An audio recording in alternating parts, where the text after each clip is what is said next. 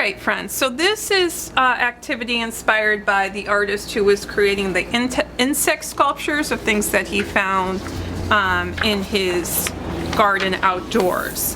To do this, I suggest kind of arranging your sculpture on a white background. So I'm just taking some copy paper, 4 sheets, and this is kind of a nice white surface to build my sculpture from. Okay.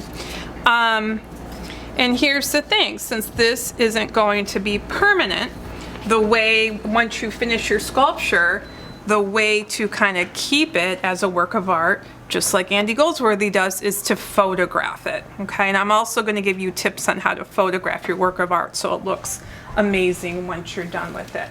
So, you know, the first thing you want to do is just find some things that are going to inspire you to make your work of art. It could be more abstract, it could be a creature, whatever kind of floats your boat. I'm also looking at different kind of colors of things that I have, and textures, and maybe shapes that I could create from all of these pieces.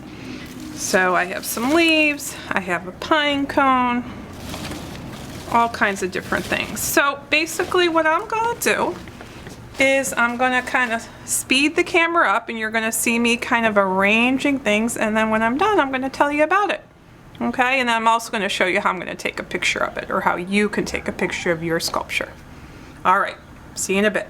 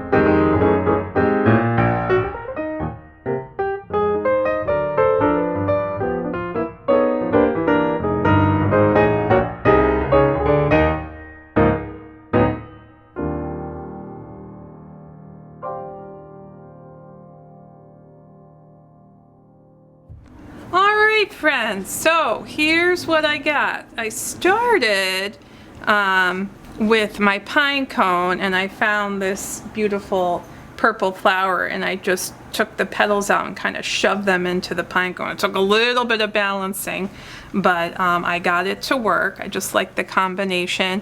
And then from that center point, I was thinking of like a butterfly shape, kind of inspired by the insects nature sculptures that you saw from the video of the artist. So I took 4 leaves for butterfly wings. I added some tiny little wildflowers on top of that for a little color contrast. I filled in the areas between with some pine needles. I kind of tried to put them in the same kind of directions. And then finally, these are red leaves from a Japanese maple tree that I found, and then added the tiny little white flowers, wildflowers, little dots on top for like little dots of color. So it's kind of abstract, kind of insect-like. Now here's the deal. Once you get what you want, you need to take a picture. So, you know, camera phone works great.